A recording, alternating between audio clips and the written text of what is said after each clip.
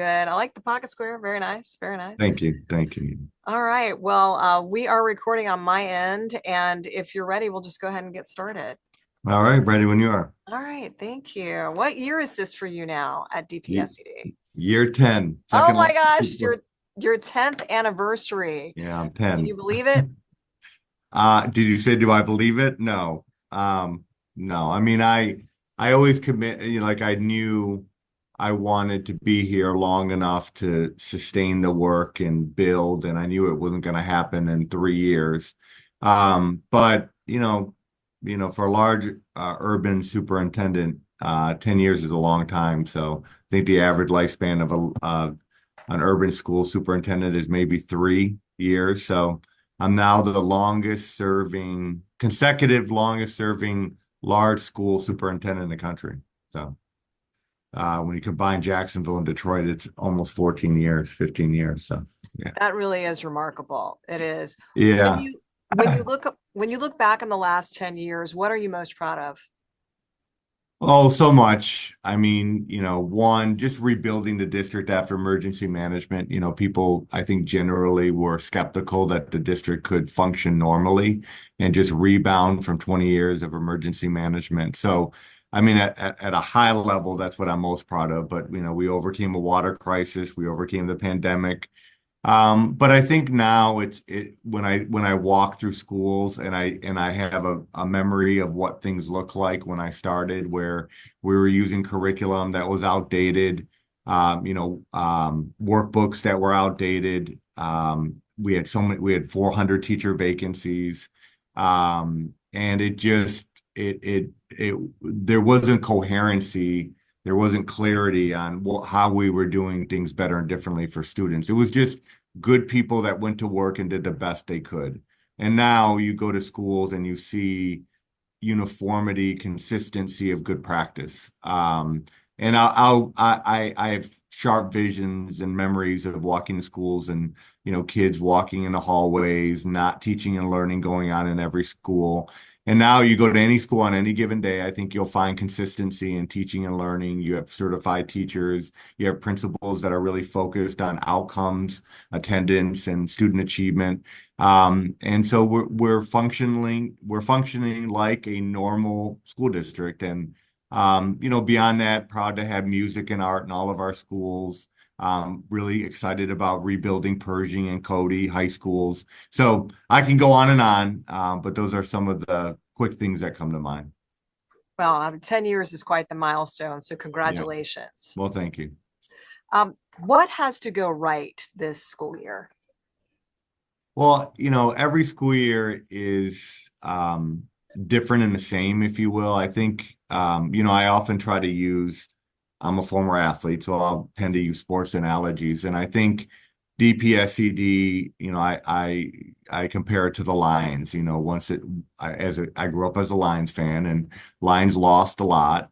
And I think Dan Campbell, brought a new energy and hope to the Lions, where it's like now we have a winning record. Now we make the playoffs. So I think for DPSCD, it's been, now we are functionally normally.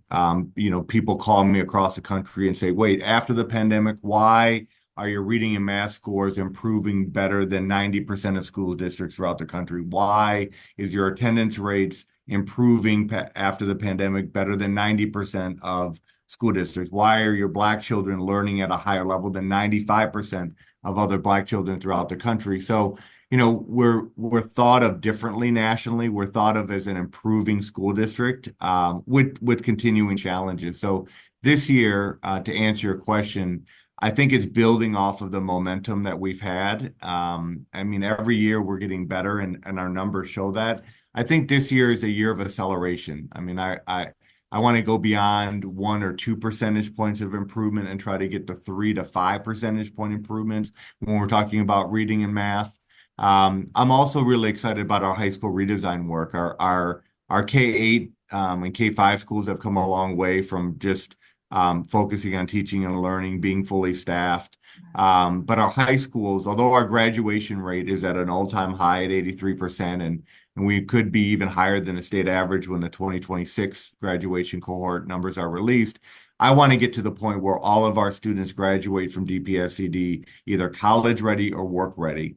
And we've done a lot of improvement in that area, but this year our ninth graders start what's called the high school redesign work, and our ninth graders are going to be in smaller class sizes in all the core areas. The ninth grade teachers will just teach the ninth grade students. They'll have a seminar course where they're thinking about what are their talents and interests and what are their career aspirations or what are their college interests. And we want our ninth graders to be where they should be with credit so that when they're in their junior and senior year, they can take more electives. That's been a challenge in our neighborhood schools in particular. You know, CAS, Renaissance, King have always been higher performing than other DPSCD schools and rivaling the state average. But we need to do more for our neighborhood schools because those are the students that are growing up in higher concentrations of poverty. And the school system, I think, can do better and be more intentional of making sure that students have clear pathways to college and career. So, you know, I think in the years to come, those ninth graders will be taking more advanced placement classes, more dual enrollment classes, and more career classes linked to carpentry, plumbing, auto mechanic skills and exposure. So this is yet another example of in DPSCD, we have laid a foundation now of normalcy, and now we're building and moving into innovation and now doing things that we couldn't have done earlier because we just didn't have normal operating systems. So, you know, I think that's our goal going into this year is just accelerating the improvement we've seen academically and continuing to put students in a position to be college and career ready at the high school level. The big picture. Yeah, absolutely. Excellent goals there. What will feel different for students on day one? Well, one, I think in partnership with our school board, we've been very intentional this year about making sure students have the supplies they need at the beginning of the school year. So, you know, over the years, we've increased funding for what we just call supplies. So whether it's classroom supplies that teachers need or what we give students. But this year, what's different, we've increased the budget by about $4.5 million. And so every student this year, when they come to school for the first time, they'll get a kit, a supply kit. And so why we're doing this is so that our students can focus on teaching and learning and not, you know, well, I don't have a pencil, I don't have a notebook, I don't have I guess we used to call it a trapper keeper, but you know, this just sort of the basic school supplies and our student and our families do their best to give everything they can to our students, but you know, they're stressed socioeconomically, and that's only worsening with this economy. So we wanted to make sure that we eliminated what could be a legitimate obstacle to students being focused the first day they come to the school. So from pre-K to 12th grade, each student will get a student supply kit of materials that will last throughout the school year.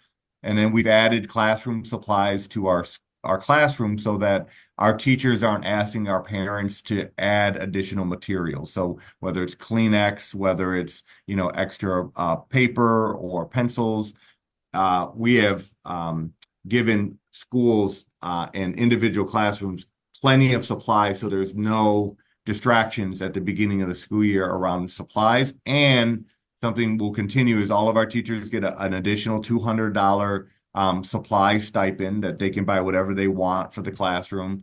And then our schools still have additional money if they want to fill gaps with supplies. So to answer your question, this year, we should not be talking about supplies and we should be talking about teaching and learning it in classrooms. And then beyond that, come January, we're extending our high school attendance incentive to middle school students. So the past 2 years now, we've incentivized our high school students to have perfect attendance after winter break because that's when attendance drops because you get out of the routine of going to school. It's much colder. And so that's going to drop down to 6th to 8th grade too as we continue to fight chronic absenteeism because we know in DPSCD, if students miss 18 or fewer days of school, they're 3 to 4 times more likely to be at an above grade level on state assessments and to be college ready on the SAT. What is the current chronic absenteeism rate for DPSCD? As we concluded the 25-26 school year, the chronic absenteeism rate was 60%. And so that has dropped by 10 percentage points since I became superintendent. And so it's still high, 60% is still high. But when you look at, where we were versus the state when I started, we almost halved that gap between the state and DPSCD. And I mentioned earlier, a national recovery scorecard is released now since the pandemic because everyone obviously nationally is talking about the learning loss from the pandemic and the negative impact it's had on attendance. Well, DPSCD is in the 90th percentile of improving chronic absenteeism across the country. So you look at nationally, you look at suburban school district, urban, rural. Our chronic absenteeism rates have dropped since the pandemic, whereas the nation has increased or been stagnant. So on the one hand, we're being recognized nationally for reducing chronic absenteeism. At the same time, we still have more work to do because that number is still high. But the positive aspect is we're doing things better and differently, and the nation is recognizing that. I think it's now just continuing to problem solve with individual families and continuing to create learning environments that inspire students to come to school every day, and work with our parents with the obstacles that they face in getting their children to school every day. That comes through our health hubs. We now have health hubs throughout the city, I was 12. going to ask you about that actually. You Yeah. talk about you talk about incentivizing students in the second half of the year. Are health hubs and rideshare efforts also working to crack down on chronic absenteeism? Absolutely. Our students, I mean, we know that Detroit's concentration of poverty is one of the highest in the country, and we know federally you're seeing reductions in social programming, especially in SNAP benefits. So even more socioeconomic burden is being faced by our families with inflation, higher costs of housing, et cetera. So the health hubs, I think, have come a long way. We've now served over 10,000 families through these health hubs, where we provide free access to not only mental health support for any DPSCD student, but any family member. We provide free medical screening and support, free vision screening and eyeglasses, free dental support.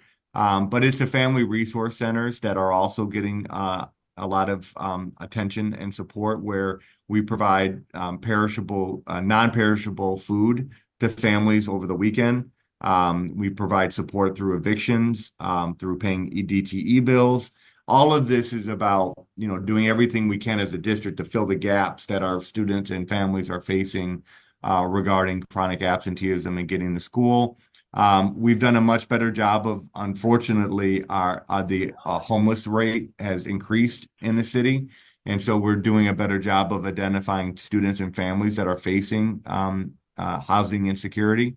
And that goes back to your question about rideshare. So we're using, the Uber type of structure to give students rides to wherever they're living, to the school that they were originally at. That's a function of the McKinney-Vento requirement at the federal level if a student is identified for homelessness.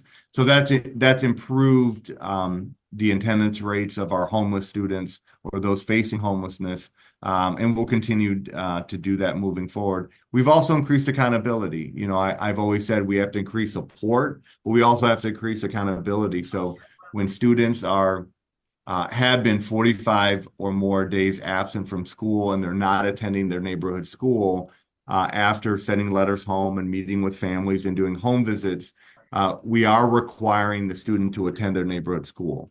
And the reason for that is we provide yellow bus transportation for K-5, K-8 students when they attend their neighborhood school. If you live in the zone where your neighborhood school is, then one, you're able to usually walk to school. And if you live 0.75 miles away from the school, then we provide yellow bus service. And we have found that we want choice. We want parents to be empowered to go to the school that they want to, but with that comes extra responsibility and a financial burden to get to and from school, because we don't provide yellow buses across the entire city from one side of town to the other. So by going to your neighborhood school, we have found that students' attendance improves because they can walk or they can get a yellow bus. So that's an accountability feature that we've added. So it's been 45 days. It's going to move down to 36 days, which is basically doubling the chronic absenteeism rate of 18. Big improvement there. Are you fully staffed this year? Just about at the K5, K8 level, as of today, we have about a dozen teachers that we have to find. And then our challenge has been special education. So right now, with less than a week to go with school, we have about 20 special education vacancies. That's been a challenge nationally. We've seen an increase mainly in students that have been identified with autism. The state requires us to have a certain number of students in the classroom because they need more support. And it's been a daunting process of trying to find certified teachers in that area. We've hired dozens of more ASD teachers. But I think when the first day of school comes, we usually don't have all of our students attend on the first day. So we'll manage that, and our students will have certified teachers. And then based on an enrollment coming in, we'll shift teachers to make sure that everyone has a certified teacher. But generally speaking, we're staffed strongly at the teacher level, the K5, K8 level. The only challenge is special education and mainly ASD classrooms, which is a national and statewide challenge. Reading and math scores are still low. What changes this year? Well, it's basically refining what we're doing. Yes, you certainly can look at them and say, well, they're low when you look at other districts or the state average. Or you can look at them and say, well, over the years, every year we've been improving, and the gap between the state and the district is narrowing, which means that we're doing something better on average than the state. Where the state has been stagnant or declining, DPSCD is improving. So I think what is, at this point, at the core, we're using curriculum that's at grade level. We have certified teachers in just about every school and every classroom. We're doing a lot of professional development. We've added academic interventionists, which are college degreed individuals to work one-on-one in small group with teachers that are below grade level. The big difference this year is increasing intervention for ninth grade students, going back to that high school redesign work, more literacy support for ninth graders. We're also going to provide more math support at the middle school level with online tutoring or real people that are online working with students one-on-one in small group. We've seen that has worked with our English language learners. So to answer your question, more one-on-one support for middle school and ninth graders is what will be different this year. I think we also need to do a better job of working with students that are just below grade level. We put a lot of attention on students that are like 2 or more grade levels below. And I think we need to pay more attention to students that are just under being at grade level and intensifying support for them with small group teacher instruction after a whole group. So we've talked a lot about this over the summer with our principals. I had a chance to talk to teachers about this yesterday. And so strategically, that's what's going to be done differently. But although scores are still low, I think when you talk about improvement, we're one of the most improved large urban school districts when it comes to literacy and math across the country, and that National Recovery Scorecard indicated that. So, you have to look at it either, half glass full or half glass empty. On the one hand, we're improving. On the other hand, we're still low, relatively speaking, to other districts. So I think for us, our goal this year is to accelerate the improvement, scaling the improvement, so we continue to narrow the gap between us and the state. And so, we've, like chronic absenteeism, we've have the difference between the state and the district with literacy and math scores. So we're obviously doing things better and differently. It's about scaling and accelerating that improvement. I wanted to kind of shift to funding really quickly. How will Proposal S money reach classrooms? Well, local millage dollars already hit the classroom. So it's proposal S dollars, or let's say local millage. Proposal S was the local millage. It's not new money, it's not more money.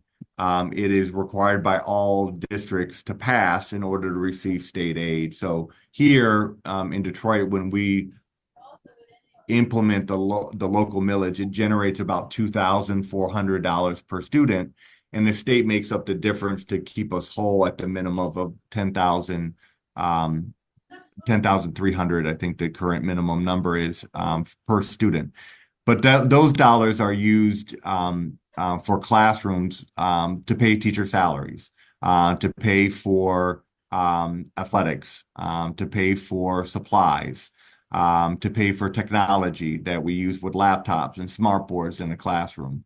And so that's how it impacts the classroom. But it's really hard to have the local millage conversation. We've had to pass 3 millages in 60 years, which no district had to do that. And that's basically because we've been managing 2 districts, DPS and DPSCD, to pay off the legacy debt. So one thing I'm very thankful for is that 80% of Detroiters who voted passed Proposal S, and we don't have to talk about this for 20 years because it gets very hard.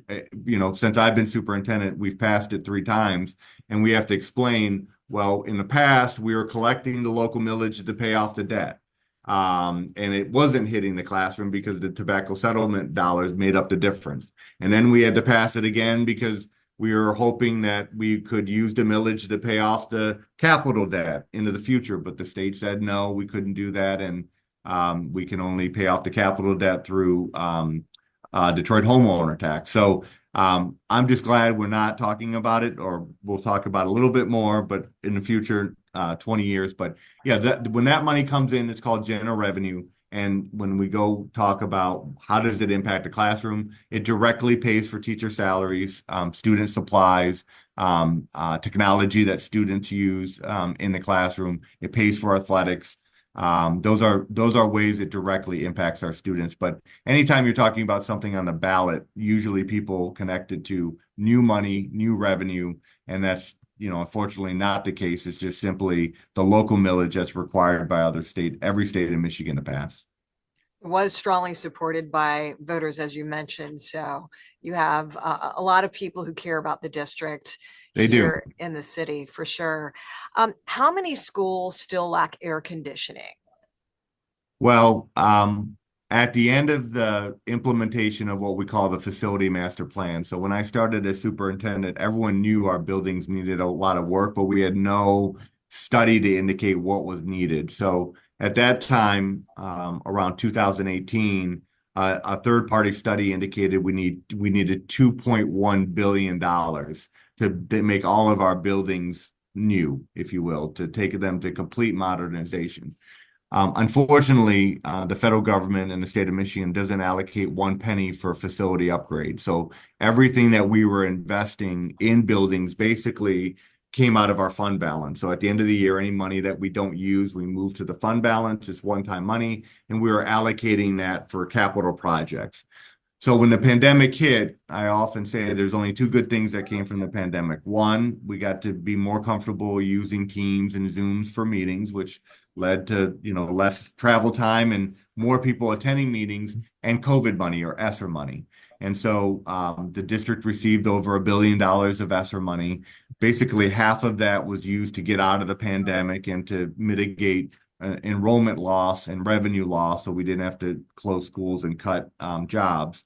And the other half has been used to improve facilities. So $700 million was earmarked and approved by the school board to invest in our buildings. So that $2.1 billion facility challenge has now become about a $1.2 billion challenge because of implementation of the $700 million. So at the end of the $700 million of projects, there are about 9 schools that will remain that do not have full air conditioning. And so all other schools will have full or partial air throughout their buildings, and those projects would be done by the end of the 2027-28 year, and then maybe some moving into the 28-29 school year. So right now, more than half of our schools have air conditioning. There were only maybe a quarter of schools that had air conditioning when I became superintendent. So as we implement those facility master plan projects, all but 9 of our schools will have full or partial air, which is an outstanding investment and improvement in where our schools stood before. What continues to be the challenge is in the state of Michigan, lawmakers expect the local tax base to increase funding to fund major facility projects. So in Detroit here, we're already overtaxed, and we're paying off a capital debt that won't be paid off until 2040. And those were from bonds from the late 90s, early 2000s. So our challenge as we think about continuing to invest in our facilities is the state tells us, well, if you're going to do that, you have to locally bond to do that, and we're capped out. And so there's been some grants that the state has provided in small amounts for facilities, but nothing to the tune of 1.2 billion. So it continues to be a major challenge for us, considering our buildings are on average about 80 years old. And for 20 years under emergency management, they just weren't invested in, period, from a facility point of view. So, the positive is we are investing and our buildings are improving. The challenge is there's no continuing reoccurring revenue to address the larger gap. And so coupled with that is a continuation of unequal funding at the state level. So we go back to the local millage. There are 20 wealthier school districts that surround Detroit. And when they tax the local mills, which is a business property tax, they generate more than the minimum. So more than $10,300 per student, and they keep that revenue, and that revenue is completely flexible. So when people say, well, why do the school buildings in Bloomfield Hills or Birmingham or Southfield look better than Detroit schools? That's not because myself or the school board is sleeping at the wheel. It's because they're generating more revenue, and their buildings, for the most part, are younger. They're not as old as ours. They don't need as much work, but those districts are generating more revenue per student, and their student on average don't have the same challenges that the average Detroit student has. So they're able to put more of that extra money in the buildings than we are. And so this continues to be a major injustice in my mind. And when I think about legacy of accomplishment, one thing that I continue to fight for and I want to accomplish is equal and equitable funding for our students. I think it continues to put our district at a disadvantage. Our kids know when they go to a building and what other buildings on the other side of 8 Mile look like, and that needs to be solved. That we can't do alone. That's going to come from stronger leadership from the governor and the legislature in the future. And I continue to fight for this. And whether it's through, lobbying or even through the courts, this is something that has to be rectified, because at the end of the day, it's the students that suffer. What's the status of the facilities plan now? Well, I would say we're about midway through. When you look at the current projects that are underway and the projects that are under contract. So this fall, not this fall, the following fall, we'll have a brand new Cody High School opening, a brand new Pershing High School opening. We'll have a brand new Paul Robeson Malcolm X opening on the west side, which is an application school and an African-centered school. So those are more of the highlighted program or the investments that people see because they're new buildings. But some of the work has already happened. So for example, we opened up about 24 new pre-K classrooms. We moved schools to the old Northern High School building to try to put smaller schools in one building to reduce cost and be more efficient. So a lot of the projects have already happened, but I think what people are most paying attention to are the new buildings, which largely will be done by next fall, and then a lot of attention on the HVAC upgrade. So that will start to happen this year and move into the next 2 school years. So excited about continuing to implement those. And the other thing that we're hopeful to do is to build trust. I mean, we have not done major capital work in 20 years outside of, well, really 20 years. So And so the other opportunity here is to complete these projects, complete them on time. The projects hopefully will be seen as the right investment. And as we get closer to paying off that capital debt by 2040, the plan is to eventually go to another bond. And so I would say if the property values continue to increase in Detroit and the collection of the taxes continue to increase, we might be able to pay that capital debt faster than 2040. And the next step would be going to the Detroiters for a bond. So that would be different than talking about the millage because that is new money, and it would be new investment. And I think that's the only way we'll continue to be able to invest at a high level in our buildings. The school board continues to take leftover fund balance dollars for individual projects.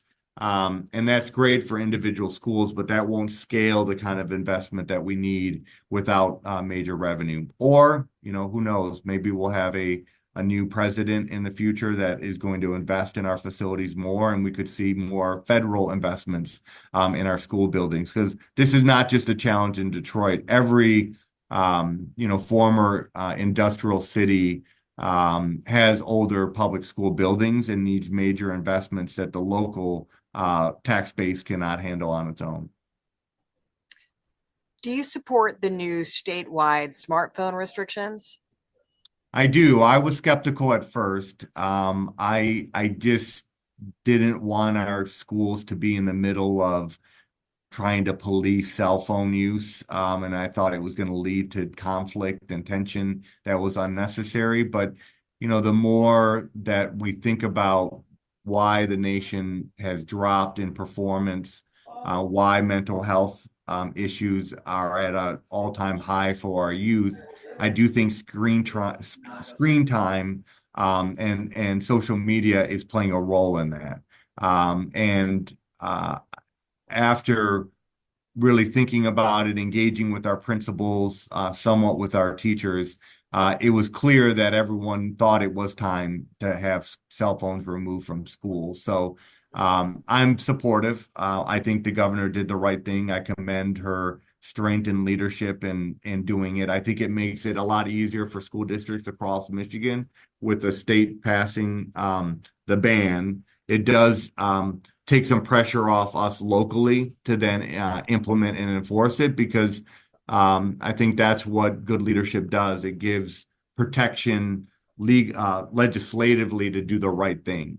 And I think that's what schools districts throughout Michigan will do. Here in Detroit, our children will be able to bring the cell phone to school, but the minute they walk in the door, it needs to be put in the book bag. It needs to be put in a pocket and a jacket, and it cannot be used during the day at all. With the exception of high schools, high school principals wanted the flexibility to allow students to use their phone during lunch. And so high schools in DPSCD will have the flexibility to allow students to look at their cell phones during lunchtime. But K5, K8s, it'll be a complete ban. They cannot use their phone unless they're in a classroom and the teacher wants them to use it for some kind of instructional purpose. But that's unlikely because we've invested in laptops and tablets across the district. So I ultimately, I think this is a good thing. I think our youth are on phones too much. I think that there are some positive aspects to having a cell phone and having access to the internet and social media. But like anything, I think it needs to be done in moderation. And I think screen time is excessively high for some teenagers. And I do think we need to get back to more human interaction, one-on-one interaction, especially in school. So we'll still use we still are using some screen time online platforms for our students to learn. But DPSCD, I think, has been having students on screens less than other school districts. So, for example, during the school day, our students still have access to textbooks and novels, where the learning is happening through paper, not the screen. That is not the case in a lot of suburban school districts where kids literally are looking at screens to access the textbook or access the novel. We didn't do that. We invested in laptops and tablets and the curriculums on those laptops and tablets, but that's more used at home rather than during the classroom. But we're going to better monitor screen time. because I want to make sure that we're precise in how much students are looking at a screen. And in the years to come, maybe we reduce that. We've also invested in academic interventionists, which are real people that work with students one-on-one in small group, especially in literacy, where we have not used technology for that. And I just feel like if we're going to continue to move the needle in literacy, you need that direct FaceTime intervention. A big topic this year is the use of AI, ChatGPT, Yeah. and other online platforms like that. What should students know about the use of artificial intelligence when it comes to their homework and studies? Well, first of all, as a nation, I don't see AI going away. So I think it's a tool that can be helpful. I mean, it's a tool that can be helpful in the workplace. So I don't think there's anything necessarily bad or wrong with AI. I think it's about harnessing it, putting up guardrails, so that students use it as a tool and not as a substitute, to really thinking, doing their own homework and research, and still learning how to write. I mean, that's what I'm concerned about, is that we still have to teach students how to write on their own, not just rely on, speaking into a phone and then something writing for you. So obviously, we're going to continue to do that through the standards and the curriculum. But my message to students is AI is here. It can be a tool to enhance what you're doing, but it's still important to learn the basic skills of writing, analyzing text, synthesizing text in multiple sources, because ultimately, at some point, whether it's in your student progression or in employment, you do have to do things on your own, and you will be at a disadvantage if you don't have those skills. Now, knowing how to use AI is also a skill, but it's not going to absolve students from actually learning the skills that are connected to writing, speaking, and analyzing and synthesizing multiple sources. So in DPSCD, we're doing a pilot where teachers are going to use AI to maybe help lesson planning, looking at students' achievement and how to create better lesson plans. That's a pilot. I think there are positive ways to use it, but I also think there needs to be guardrails, and constant conversation about what those guardrails and limitations are. DPSCD, you mentioned this earlier, DPSCD has been recognized nationally for academic recovery. What drove that? Well, I just had a chance to talk to staff about this yesterday. I think when the nation went through the pandemic, I mean, even us, I mean, there was just a shock to normalcy. But I think what made DPSCD recover faster was there's such resilience, in our students, in our staff, because of the harm that is done to the district in the past. When you go through emergency management, when your school board loses control, you have emergency managers appointed to run the district that had no background in K-12, conspiracy theories and reality of trying to run the district to the ground, creating a choice process without guardrails, schools without textbooks, schools without certified teachers, pay that is cut. That's a lot. And so when you go through a pandemic, so once I became superintendent and we started to rebuild things, there was some energy and I think some pride that started to come with rebuilding the district. The pandemic hits. And so when we came out of the pandemic, my point is our students, our staff had already gone through emergency management, which was like a pandemic in and of itself when you think about underinvestment and lack of support. So to come out of the pandemic, I think was actually easier for our staff and many of our students and families because of the hardships that they face.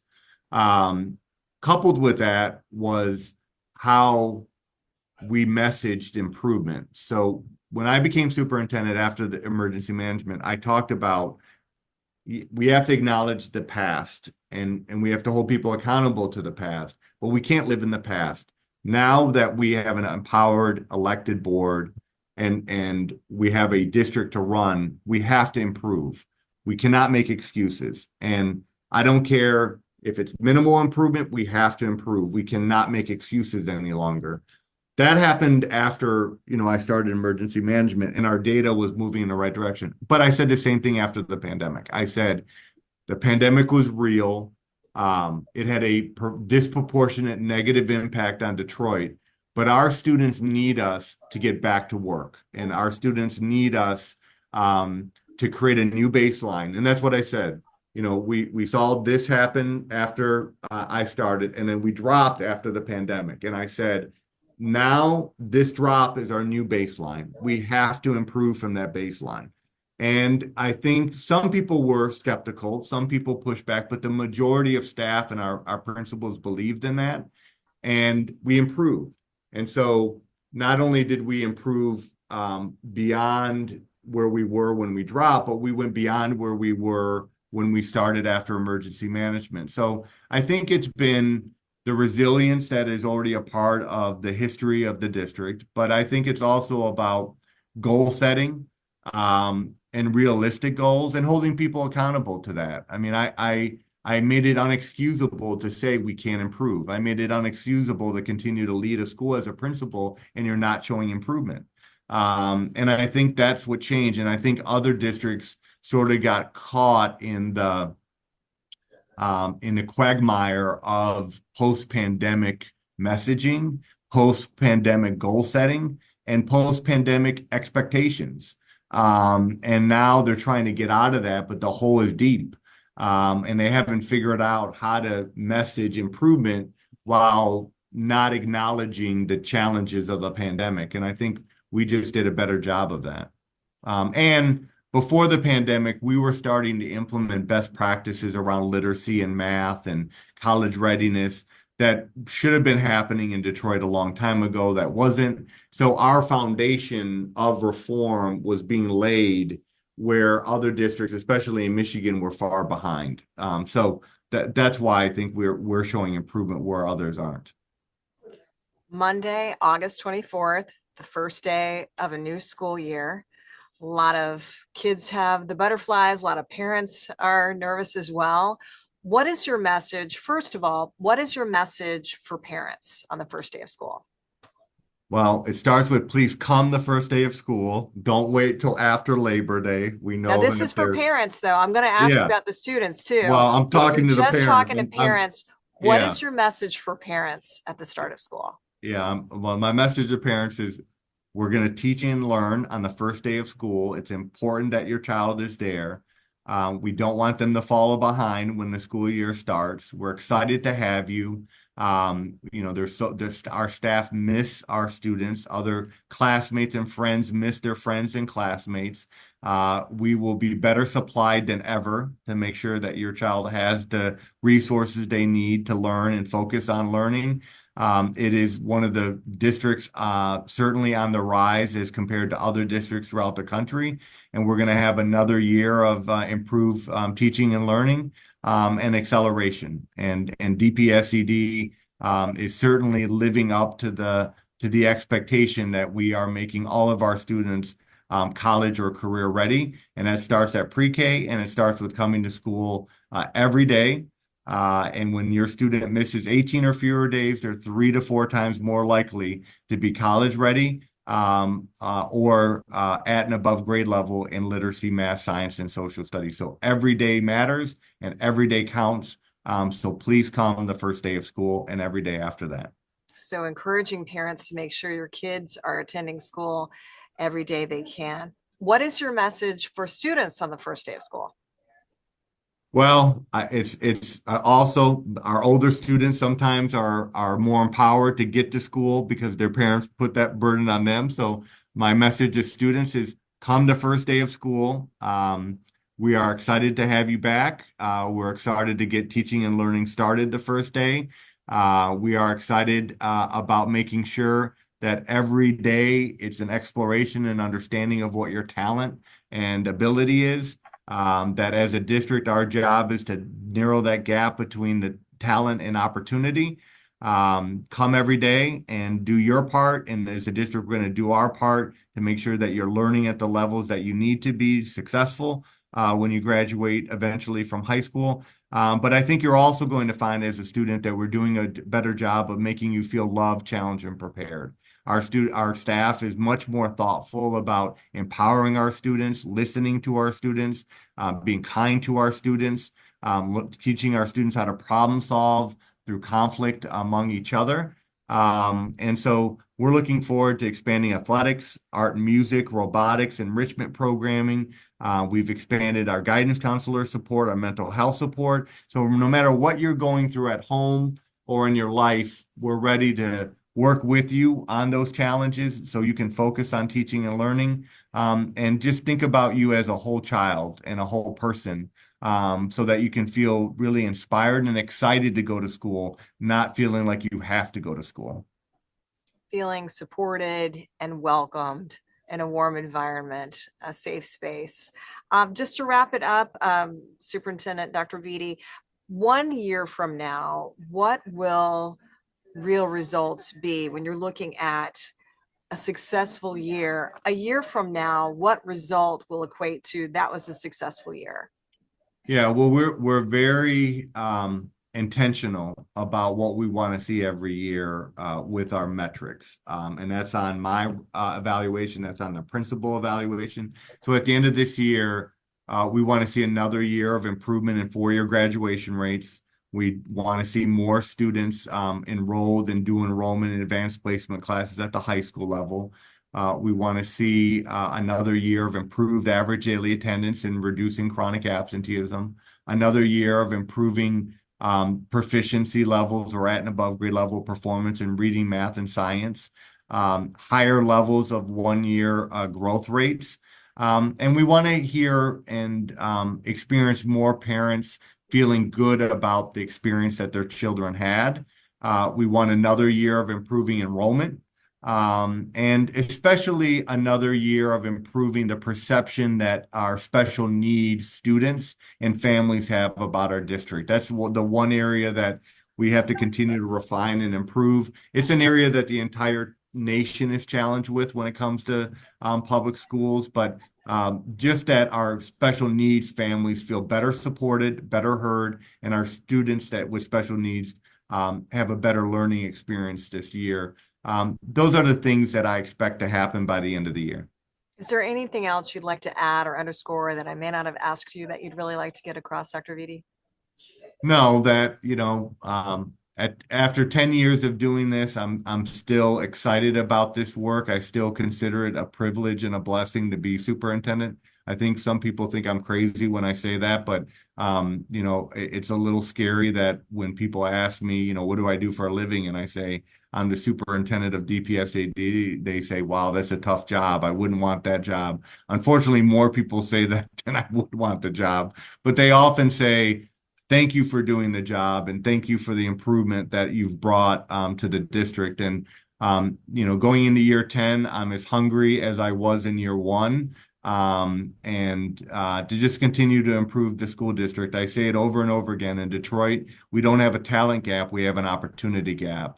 And the better the school district becomes, it narrows the gap between talent and opportunity. And I still believe that the traditional public school system is the best vehicle to create equal opportunity in this country. And because it's the best scaled way to better serve children who are growing up in concentration of poverty. And if we fund it the right way, we run it the right way, we have the right expectations, we support our families and our staff, we will continue to see what we've been seeing in the last 10 years, which is improvement. And so going into year 10, I'm as hungry as ever to continue to build a better district and create better opportunities for our children. And I'm thankful in even going into year 10 of the opportunity to do this work. Dr. Vitti, it's always a pleasure to talk with you before the school year. I really appreciate you giving me this time. Well, thank you. I look forward to seeing our kids come with their new haircuts and their new shoes and their smiles and even their tears. But it's there's nothing like opening day in DPSCD. So I'm excited to see all of our kids and our